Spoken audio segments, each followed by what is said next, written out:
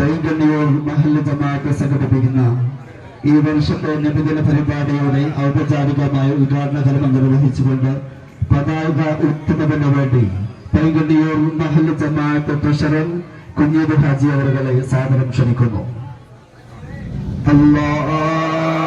പൈങ്കണ്ണിയൂർ നുസ്രത്തുൽ ഇസ്ലാം മദ്രസ വിദ്യാർത്ഥികളും ഉസ്താദുമാരും രക്ഷിതാക്കളും പൂർവ്വ വിദ്യാർത്ഥികളും നാട്ടുകാരും